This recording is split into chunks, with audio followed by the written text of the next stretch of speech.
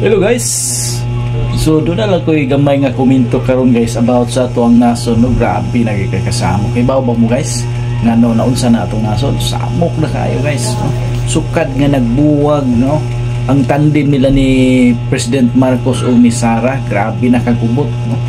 So usay inyong maayo nga panguna-una nini guys, sakto pa baka ning ilang gihimo karon no, sabok na kayo, grabe daghan na kayo mga marites ng gawas, mga chika-chika nga i-impeach si Sara. So mahibol ako guys ang gamay nga istorya or kanang komento ani no. Sa una no, ang gusto gyud didigong guys ni Duterte atong former president nga si Sara gyud ang mahimong presidente. Sus kini si Bongbong Marcos kay gusto man gyud siya nga mahimong presidente kay ngano duna to sila kasabutan ni Inday Sara. Ingon to siguro si BBM sa una, ako sa ang mahimong presidente mudagan kaysa sunod ikaw ang mahimong presidente no. So karong panahon na guys, nausap ang unahuna ni Bongbong siguro no, nakakita siguro siya ni Romualdez no, atong speaker nga si Romualdez guys, mo na mayang mo ni giplanuhan niya guys nga iyang himuon nga mahimong presidente pohon, mo na hinungdan nga si Sara ginayhinay niya o kanang kuan ba ipit ba himuan niya mga unsa anomalya din na hinihinay ipit para mawala mausab no. Kung mo gingon guys si Bongbong atong presidente karon wala isang salita no, dili siya mutuman og unsay sabot, dili ba pareha no. Kung hinumdum mo guys si kato si Maruhas sa una, siya magyud to ang budagan pagka presidente no, nya kay gusto magyud ni Aquino ni Noynoy Aquino nga siya ang mahimong presidente, mo to hitabo si Maruhas nagpaubos no, nagpaubos siya.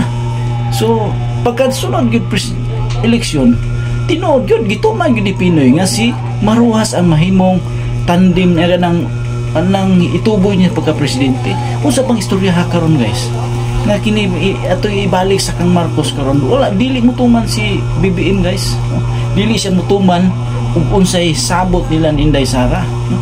Kung si Sara gid unta guys, si Sara gid unta ang midagan pagka presidente o presidente si Sara karon, kay kana si Bongbong Marcos dili na mahimong presidente kung wala siya misandig kang Sara, wala siya misandig sa mga Duterte. Dili na mo daw guys sa klaro nga pagkaistorya si BBM dili mo daog pagka presidente kung wala siya mo sandig kang Inday Sara no?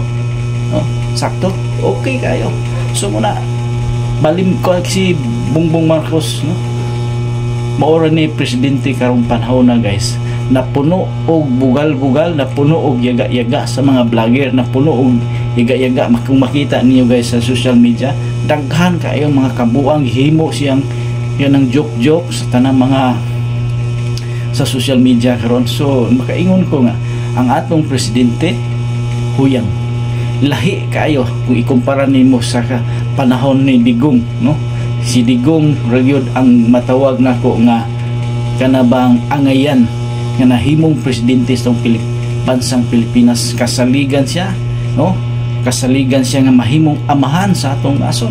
Doon na siya ay kanabang punto no, kung mo istorya siya karespetuan no, kung mo joke siya magkatawa sa ka, pero doon ay unod ang iyang mga pulong. Dili ba pareha karon guys kung sa social media mangdagang mga manggawa sa mga video karon ni sa atong president no, iyahang mga pinulungan guys murag way unod lahi sa kang Duterte. Kung mo joke si Duterte no, doon ay unod magkatawa pa ka. Karon kang Bongbong lisod kayo sabton no, makaingon ka layo man kayo gilagputan ning iyang istorya, wala man mahaom sa mga topic. Okay dire na ko kutob guys, mo to gingon ako sa inyo no, kung si Inday Sara ang midagan sa pagka-presidente tong niagi mao gyud ta ang nahimong presidente karon. Pero kay doon na siguro to sila gikasabutan ni BBM no nga Sara ayaw sa pagdagan ako sa ipabor sa ni sa kuha kaysa sunod nga eleksyon ikaw ang akong ituboy sa pagka-presidente. Unsa ba karon na usap man ang hunahuna ni Bongbong o gusto niya nga si Romualdez na ang mahimong kanabang president susunod nga iyang ituboy, no? O na hinungdan karon guys na nag-away-away na, no? Daghan ng mga isyu, daghan ng mga nanggawas nga dili maayo, no? Mo na hinungdan guys basta ang grupo gani musiak, no? Magkagubot yun, manggawas yun ang mga baho, manggawas ng mga sikreto diha nga korupsyon.